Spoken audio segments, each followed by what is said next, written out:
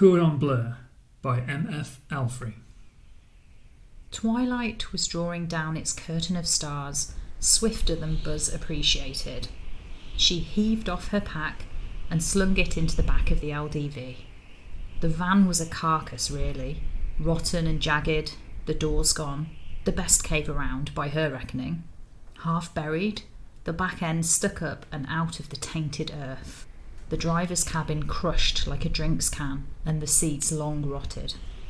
Patch threw himself in behind and barged past, crawling through remnants of carpet and assorted rotten tyres. He circled around, padding his feet, and finally settled down at the rear where the crew cab had once been. Impulsively, Buzz had already dampened a tatty cloth and was now feverishly cleaning her hands. Wouldn't bother. You needs to shutter that up first, and tight mind, barked Patch, wagging a grubby finger at the entrance. Night sweeping in, dreadful quick, and I ain't fixing on playing with no beasties nor dem shadow freaks neither. Shut her up? With what? Buzz searched the gloomy interior with eyes used to fetching out the useful from the useless. Nothing here but junk and wasted stuff, what ain't worth using nor salvaging. Pointless trip, getting no coppers for this lark. I dunno, you're the one in charge of all that mess. Ain't me concern. What's me concern is that it's done, Patch said, stabbing at himself with the one battered metal spoon he had. Buzz found herself wishing she had a spoon. Not that she got to eat all that often, and when she did so with her fingers. Stop dreaming and get to it. Quit your moaning too. I'm sparking the stove in 2 shakes, so I'd best be quick if I were yous. Buzz peered out. It's dark. It hadn't seemed so dark as it did now they were inside. Sort of. You could barely distinguish the shattered teeth of the city blocks, nor the spread of churned earth in the wary moonlight. Buzz could almost kid herself the outside was like in the pictures Ma and Pa had shown her. I knows it's dark, Patch groused, scratching the claret birthmark around his right eye with the business end of his spoon. Be dark more still if you's done get moving your idle ass and cram up that hole. We needs to be keeping light and heat in. Go on, get. I ain't idle, she snapped half-heartedly. I'm scared. With a sigh, Buzz shuffled to the breach and dropped herself out. Her boots crunched in the chaos of soil and rubble. Plug it? With what?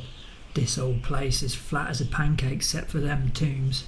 She glared at the crumbling flats and tumble-down tenements. I hates the wild.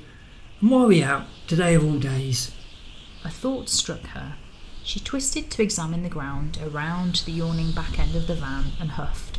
Dust me look, ain't it? She'd hoped the doors were simply next to the van, half buried or something. Oh well.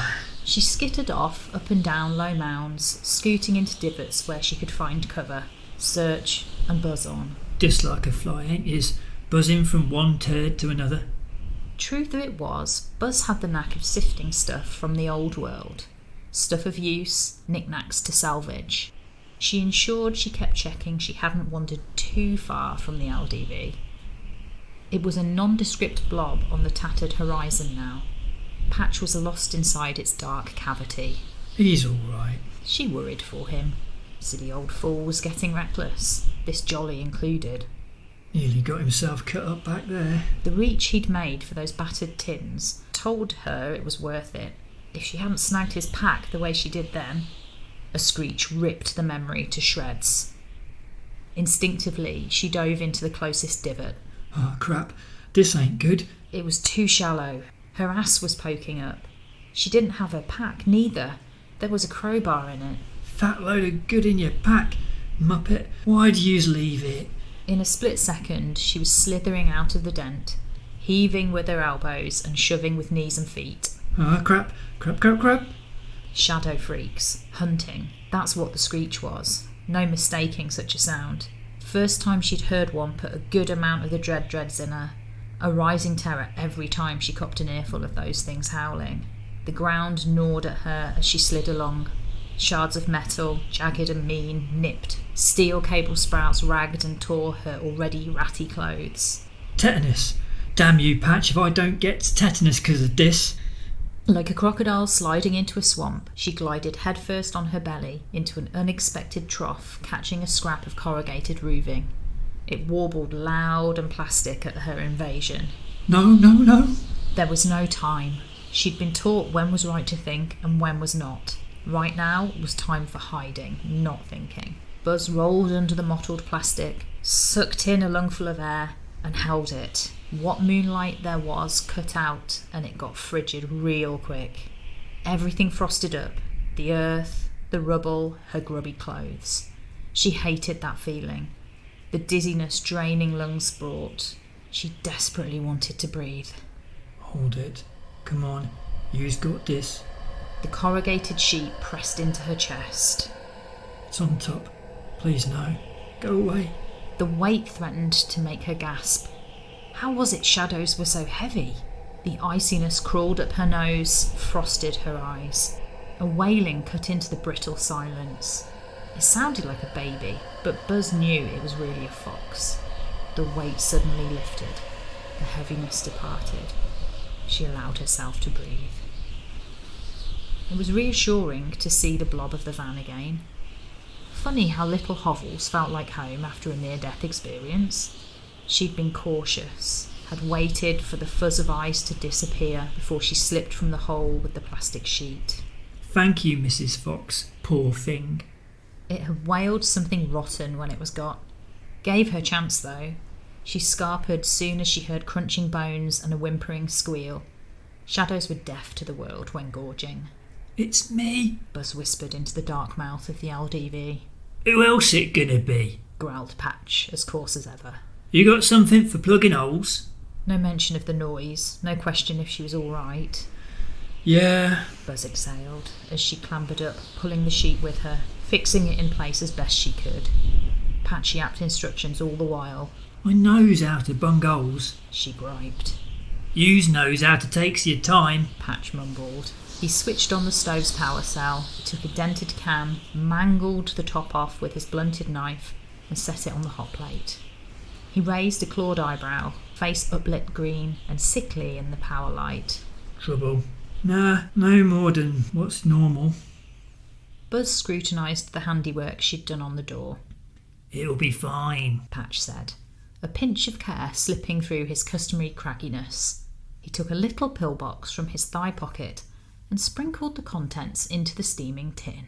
What's that? Buzz asked, sniffing the spicy air. Thought we weren't eating dog's food anyway. Should be saving it for trading. Patch's weathered frown softened. This here ain't just dog's food. He leaned to take a good whiff, the kind you close your eyes for. This here is curried dog's food. Grade A Cordon Bleu shit.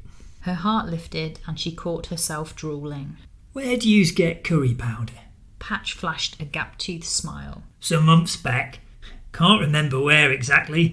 Been saving it. He patted around his breast pockets, settling on the right, and pulled out a teaspoon, dinked but polished to such a shine she could see how shrubby her hair was. Been saving this too. He huffed on it and cleaned it on his thigh. Here you are. Something to dig in with. She took the spoon. It's so shiny. It's proper mine. Patch nodded. This too. He gestured to the dog food bubbling on the stove and flicked off the cell. Rub-a-dub-dub. Time for your grub. Why's he being all sweet for? Oh yeah, Patch said. Almost forgot. He shifted, yanking his pack close, and took to digging around, eventually teasing out a package. He tossed it over. What's this? The pack was white, once, still sealed, and had a weird plastic door on the top.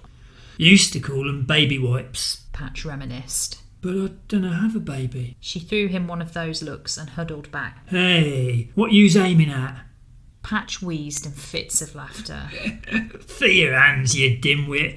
I knows how's he like cleaning them. He smiled, catching her eyes, and said, Happy birthday, Buzz. Her cheeks threw flames up her face, but her heart warmed nice, and Buzz relaxed. Ah, you silly old fart, she said, removing a wipe, savouring the smell of it. This is exactly how I imagine the word clean to smell. She sniffed it as if savouring a hot drink. Cool. So cool and silky soft. She rubbed her hands over and over, until the wipe was grey and her hands golden brown. Buzz carefully made sure to click the lid back in place on the packet and with great care tucked it in her pack. She shuffled round again and hotched forward with her spoon in attack position.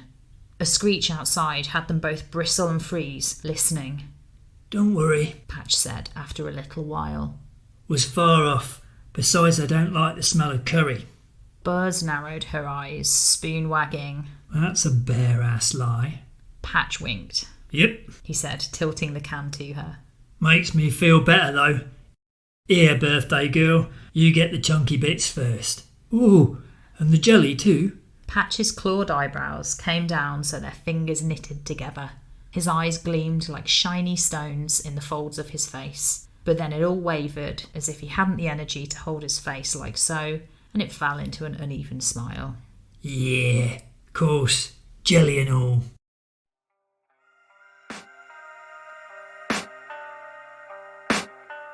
I can hear the demons call when they do what they do, and now I feel like taking off, find a place with a view. The pain is never gonna stop if it's controlling you. I know that time can heal it all, I just gotta get through. I just gotta get through, I just gotta get through. Cause I feel like taking off, find a place with a view. The pain is never gonna stop if it's controlling you. I know that time can heal it all, I just gotta get through. Sometimes I feel like all is lost, but I know it's not true. I wanna put up all my walls cause I'm not in the mood, but then I cut myself off from the rest of the room. I know that time can heal it all if you're patient and soon. It can all be worth it, all the searching. Pain is never really permanent, but damn it hurts, man. I could feel all of the turbulence and it's concerning. I've been searching for a purpose, I hope it's worth it. This society is really trying me. Ain't no hide and seek, I hide to be far from anxiety. I need my space, I need my privacy. I need some silence, please, you're all too loud. You don't speak quietly, opinions violently thrown across every surface. It makes me nervous. Is the world honestly burning? That's all I'm learning. Hope that we can make a turn and start reversing all our minds and put the